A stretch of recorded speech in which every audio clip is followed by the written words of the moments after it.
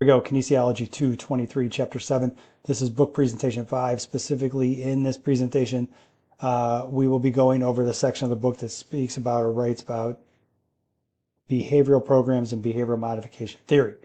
Within this theory, you have this concept, though. You're looking at having different behavioral programs, and you have to be able to implement these programs and utilize them to your advantage when you're working with your athletes. The book notes that like systematic reinforcement techniques can effectively modify various behaviors, including specific performance skills, coaching, and teaching behaviors, as well as reduce errors and increase exercise. So they talk a little bit further in terms of all these different things that have a flow through benefit effect from what we're talking about. But the big thing you're after is you have increased performance, that can be measured in varied skills. You have an increase in attendance, for example, and then a decrease of off-task behaviors. So you can look at this in terms of and frame it in the context of some of the behavioral things we talked about before in terms of good behavior, bad behavior, positive feedback, negative feedback. You're using these tools to elicit a training response or some type of response out of your athletes. And it could be to reinforce good behavior or it's to change poor behavior. The processes that they list that are a benefit to this include self-monitoring, identify potential barriers, provide social support, set realistic goals, and enhance self-efficacy for exercise. And I like these in terms of being able to give context and some type of structure to your athletes. I think they're really good in terms of having this kind of foundational thing to speak from or foundational process to speak from. And you can use these to not only increase motivation but also exercise adherence. So what I like about this is they're speaking to this not only from an athlete standpoint but from exercise in general.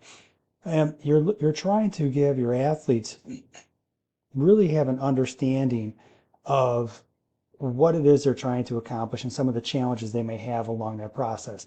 And again, we talked about the unknown causing a stress response in anybody but an athlete.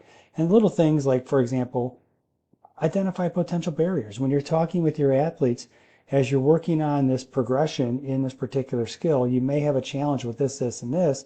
Many athletes have, but realize as we work through this skill, you end up figuring it out eventually. And that's just the body's process of trying to like mechanically figure out the skill that we're attempting to implement. I've had that conversation 1,000 times.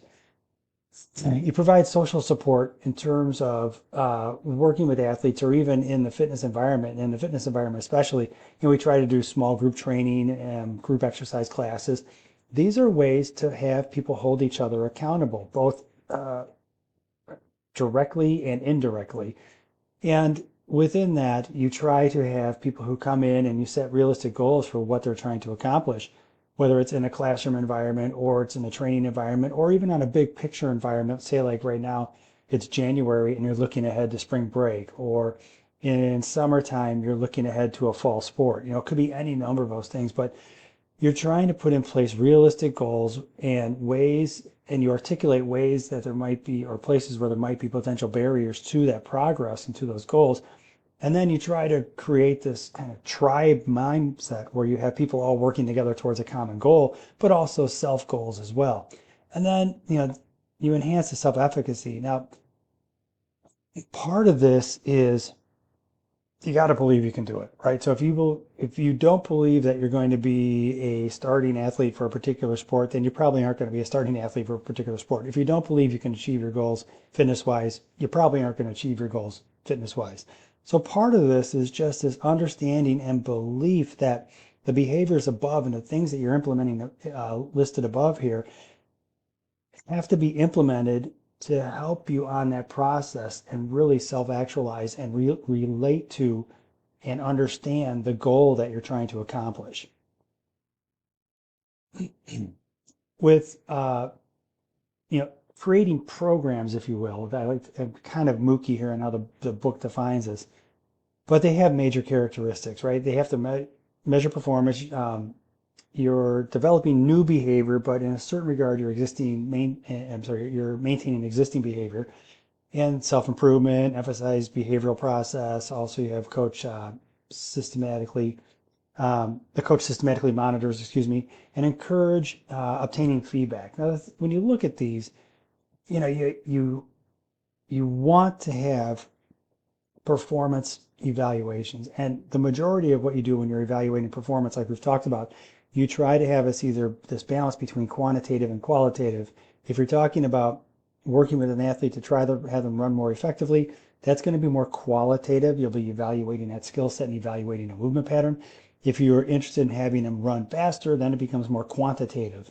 And you try to find ways to make things more quantitative in nature so you can really measure and evaluate them.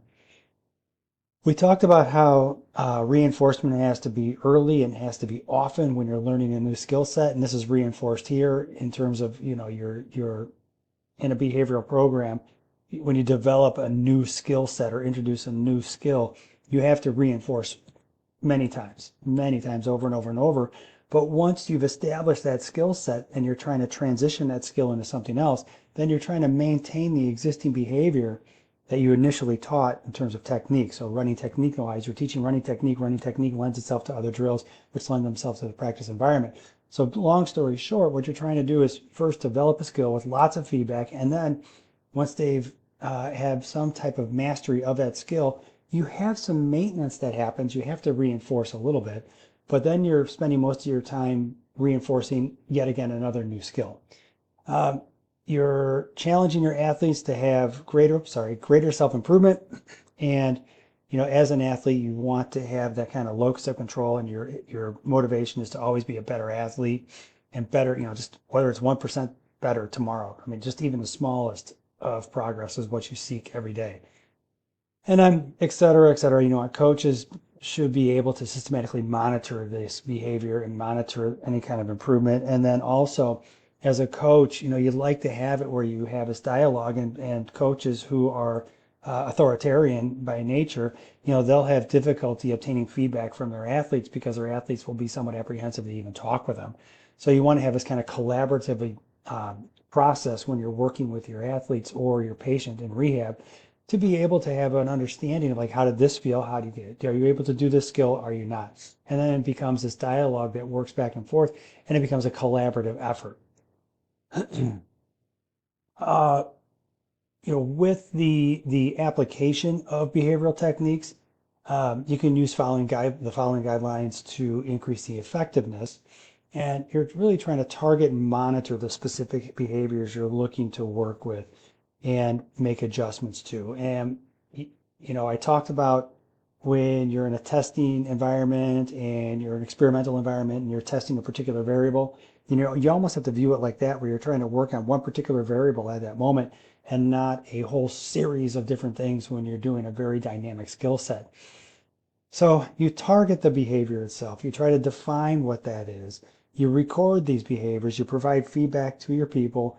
And then, you really have to state your desired outcomes clearly. And I mentioned this earlier in terms of punishment per se. And, we'll talk a little bit further in another presentation regarding punishment. You have to clearly articulate what the expectations are. And then there has to be a reward system that's tailored to the people that are in front of you. And that may or may not, depending on your style, but usually it has to be a little bit different for each athlete that's in front of you. So as you go through this, you start to go through the process of targeting the things that you want. You define then these behaviors and what you're trying to change. And now, as you read through this chapter here, and you read through this little passage, and you're talking about the things that you're really trying to manipulate, the things you're trying to have a behavioral modification for within the coaching environment. And with that, you use the recording side of the part of this to be able to document where a person is today and then where they will be further on down the road. Might be a week, might be a month, etc. But you record these behaviors to be able to give some type of feedback, but also at some point in the process be able to say, when we started this process, you were running a 5.140. Now you're actually a 4.65. That's pretty good improvement, man.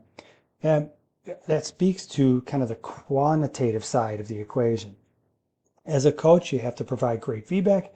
You want detailed feedback, and you want to be able to have athletes know that you as a coach are providing feedback that's poignant and it's proper and prudent for what it is you're coaching. If you're talking about a particular skill set and enhancing a particular skill set with your athletes, they have to know, because they're trusting in your skill and ability, they have to know, and it's kind of implicit on the front end, but there's times where coaches fail miserably because even though they have this implicit leadership built into the equation, they don't really know what the heck they're talking about. And so, as a coach, if you're providing abstract, out there feedback that really doesn't have anything to do with making your athlete perform better or your patient perform better, you're kind of wasting their time, and it erodes the confidence they have in you as a coach. So your feedback has to be purposeful, has to be poignant, and it has to be meaningful to what you're trying to accomplish with the athlete. And you've already articulated to the athlete the behaviors you're trying to change. If you're talking about the behavior you're trying to change is in a particular skill set of running technique, and you're talking about push-ups, those are nonsensical. It's incongruent. So state the outcomes clearly. Here's what I'm looking for. Here's what I want you to do. Here's where you're performing. Here's where you're underperforming. And I would say in terms of this, I would probably say get away from not performing and be like underperforming, if I were to use that as proper verbiage. And then the reward systems for each athlete will be a little bit different. So you'll see this in the book and be able to kind of wrap yourself around it conceptually, excuse me. On page 140, they provide a pretty decent example describing how cognitive behavioral therapy and behavior modification can be integrated in. They use a sport example regarding a skater. I urge you to kind of read through that, and perhaps you're involved with a particular sport, and you can take the moment to be able to overlay your sport on top of this structure. Before the skater refers to his checklist, well, before the batter goes to the plate, he checks his checklist. Before the softball player throws their next pitch, they imagine reaching their goals, etc. You can just imagine going through this checklist of things, whatever it is, for your particular sport. You just have to overlay your steps on top of these steps. So I urge you to start think of this not only in terms of how you can be a coach and work with behavior modification with your athletes, but now you start to almost like self-regulate and self-evaluate how this might be a benefit to you and be able to structure a few things maybe in your situation as an athlete. All right, moving on to the next video.